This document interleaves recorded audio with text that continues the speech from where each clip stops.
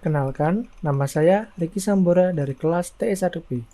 Kali ini, saya akan berbicara tentang osilator Colpitts pada percobaan ke-12. Jadi pada percobaan ini, kita akan menggunakan osilator.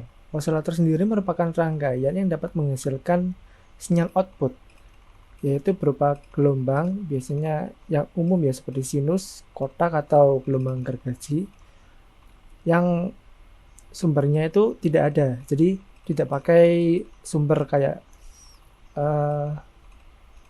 sinus gitu ya. Biasanya kan ada sumber sinus gitu, ya ini tidak pakai sumber, jadi mungkin sekedar noise atau sekedar gelombang datar atau DC seperti itu. Jadi pada rangkaian Colpitts sendiri, dia menggunakan rangkaian LC atau tune atau tank ya. Ini L1 dan C1 C2 ini, jadi rangkaian LC ini fungsinya untuk membuat atau generator dari gelombang yang akan kita pakai, yaitu gelombang sinus ya. Di sini kita akan membuat gelombang sinus. Sumbernya berupa sumber DC. Di sini ada VCC ya di atas seperti itu. Nah, keluarannya kita ambil dari kaki kolektor. Ini salah satu bentuk rangkaian Colpitts.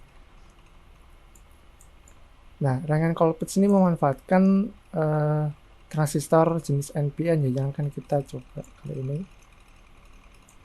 Nah, untuk menghitung frekuensinya, frekuensi dari output yang dihasilkan itu menggunakan rumus ini, 1/2pi LC ya, LC.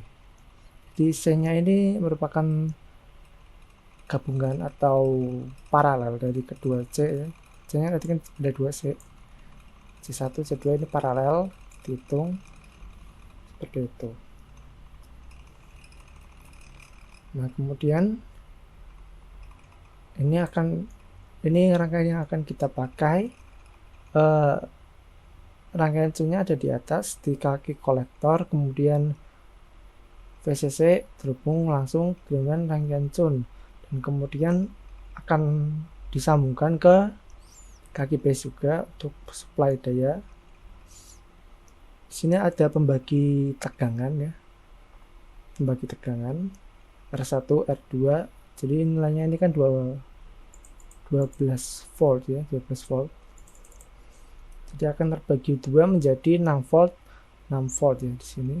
Jadi di sini ada 6 volt, kemudian akan melewati kaki base dan ATV drop sebesar 0,7 ya transistor, kemudian diteruskan ke kaki emitter sebesar 5,3 volt ya jadinya. Dari sini 5,3 volt, kemudian ada resistor lagi diredam ya, di ini membagi tegangan lagi. Nah, di sini ada kapasitor filter, jadi arus DC bisa keluar, ini V output arus DC, jadi dipaksa ke ground sini seperti itu.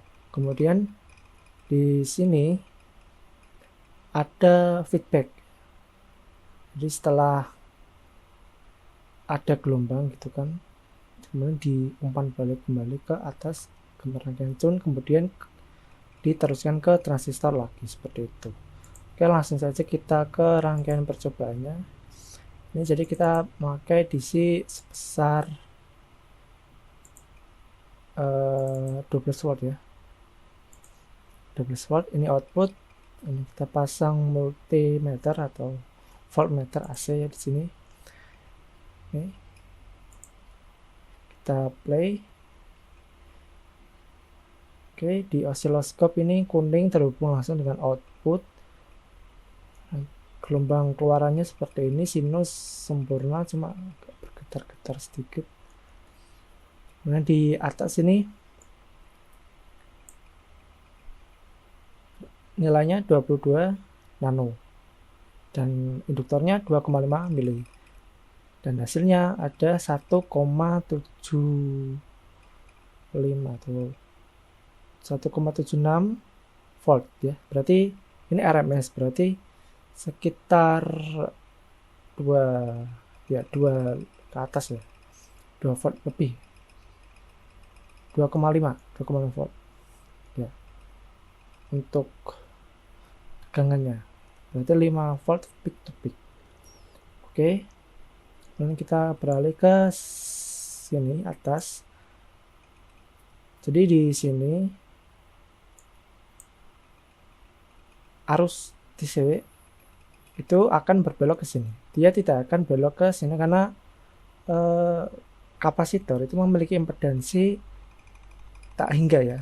Kalau untuk DC yang frekuensinya tuh, jadi impedansinya tak hingga. Jadi arus DC akan belok ke sini menuju induktor. Jadi dia akan melakukan charging pada induktor dan grafik induktor akan menjadi parabola atau kurva. Jadi tidak langsung menukik ke atas, tapi kurva gini, kurva untuk naik. Kemudian waktu itu ketika induktor mencapai titik 12 volt, maka tidak akan ada beda potensial. Jadi ini beda potensialnya tidak akan ada, maka DC berhenti dan akan disuplai melalui ini. Jadi walaupun ini tidak memiliki tidak dialiri, tapi sebenarnya itu dia dialiri, hanya saja berhenti pada kapasitornya ini. Jadi akan melakukan discharging dan kemudian mengisi induktor dan jadi gelombang kurva atau setengah gelombang sinus ya seperti itu. Intinya kurva, kemudian gelombang kurva diteruskan ke ini transistor. Di sini transistor juga aktif, kemudian turun ke bawah, kemudian ada feedback ya. Jadi feedback ini kembali ke atas seperti itu gelombangnya. Kemudian kita lihat pada tabel hasil percobaan ini. Untuk frekuensinya yang kita hitung untuk L2,5 mili dan C1 dan C2 sama adalah 2 nanofarad. Hasilnya sekitar 30.000 Hz. Nah, kemudian outputnya yang di sini kita hitung melalui osiloskop ya. Osiloskop ini kita dari waktu sekitar 3,2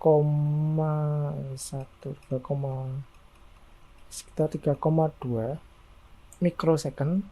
Jadi periodenya adalah 32,2 mikrosecond. Jadi seper 32,2 mikrosecond hasilnya adalah sekitar 30.000 ya, sekitar 30.000 sekian. Jadi hasil perhitungan dan hasil pengukuran hanya berbeda sedikit ya. Jadi masih dalam toleransi ya. Untuk tegangan outputnya tadi 2,5 volt Vmax ya. Nah ini untuk yang kapasitornya 10 nano, kita ubah kapasitornya sebesar 10 nano.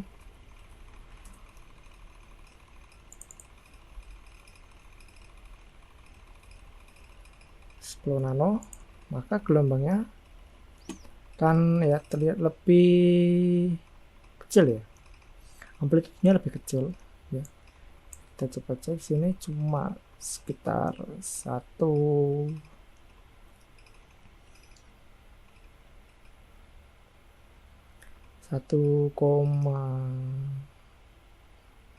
belum berhenti.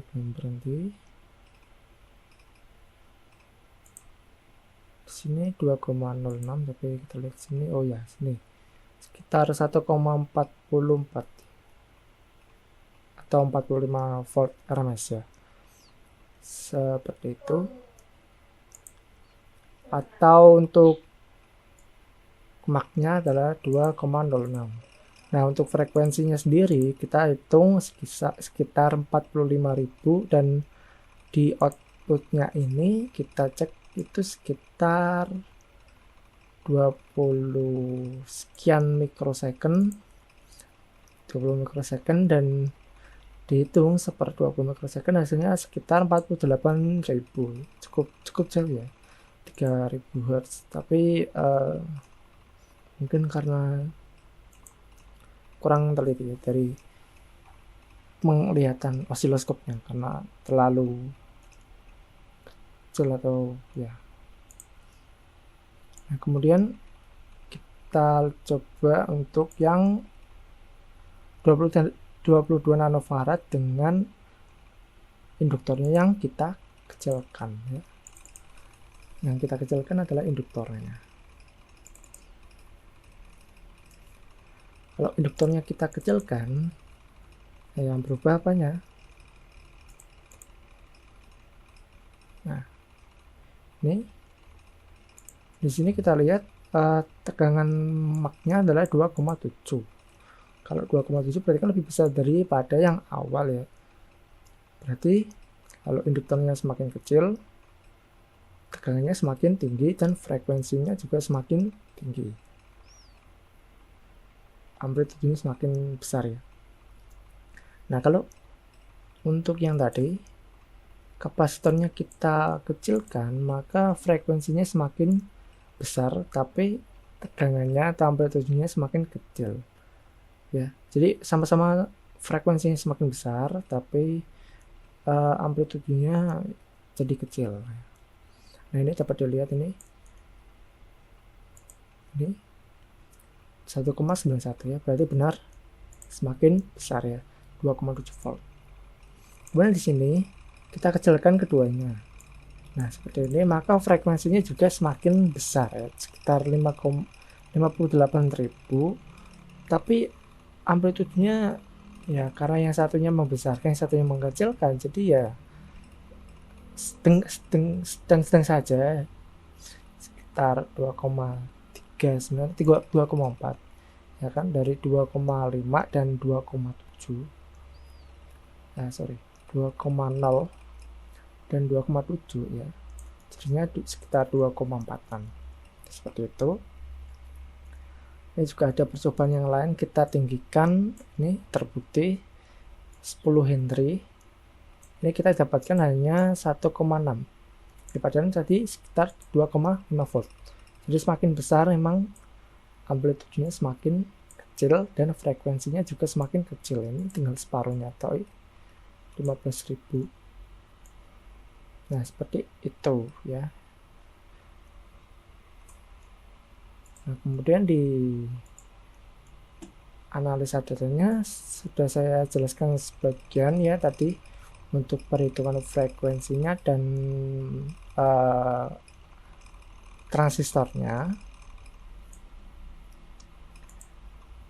Jadi arus DC itu akan belok ke sini, kemudian ada pembagi tegangan R1 R2 dan jadi ini karena ini 12 volt berarti 6 volt. 6 volt akan belok ke kaki base dan 6 volt akan terjadi fade drop sebesar 0,7. Jadi sebesar 5,3 volt akan diteruskan ke R3 atau emitter ya di sini. Nah, di sini ada bypass kapasitor ya, sehingga hanya arus AC atau gelombang sinus yang dapat lewat ke sini. Intinya yang memiliki frekuensi ya. Kalau DC dia akan dibuang ke R4 dan menuju ground. Seperti itu. Nah, kemudian untuk ini juga sudah saya singgung tadi. Tapi perlu diperhatikan juga ya, karena kalau tidak sesuai, maksudnya ada tidak sesuai nilai dari kapasitor dan induktornya, itu ya terkadang di beberapa kasus itu ada ripple ya di ujung-ujungnya. Seperti yang kita lihat tadi di percobaan kan di atasnya itu nggak terlalu stabil ya, ada pergetaran kruwel gitu di sini. Jadi kalau misalnya entah nilainya terlalu kecil atau terlalu besar atau anjlok, itu bisa jadi ripple ya, kayak atasnya ada kerowak gitu kan ya. Jadi di sini perlu diperhatikan untuk memilih induktornya dan kapasitornya. Nah, kemudian di kesimpulan, yaitu yang pertama, rangkaian osilator Colpitts dapat menciptakan gelombang sinus ya, karena itu merupakan fungsi dari osilator. Nah, di sini osilator Colpitts menggunakan bantuan tune circuit ya, dan transistor sebagai medianya, dan kemudian rangkaian Chun akan melakukan charge dan di-charge secara bergantian dan menimbulkan gelombang kurva. Jadi gelombang kurva ini yang dimaksud adalah gelombang sinusoidal tadi. Gelombang tersebut kemudian akan diperkuat dan dikirim melalui feedback kembali ke rangkaian Chun tadi, sehingga akan menjadi gelombang sinus utuh atau gelombang sinus sempurna. Nah, kemudian frekuensi gelombang yang dipengaruhi oleh besar kecilnya nilai kapasitor induktor pada rangkaian Chun. Jadi semakin besar kapasitor, maka amplitudenya juga akan semakin besar, tapi frekuensinya akan semakin kecil. Nah, kalau induktornya semakin besar, maka frekuensinya akan semakin kecil dan amplitudenya juga semakin kecil ya. Ini jadi induktornya, kalau induktornya kecil amplitudenya besar dan frekuensinya besar. Kalau induktornya kecil, frekuensinya dan amplitudenya kecil. Seperti itu. Oke, kurang lebih sekian dulu dari saya. Bila ada kesalahan mohon dimaafkan. Terima kasih.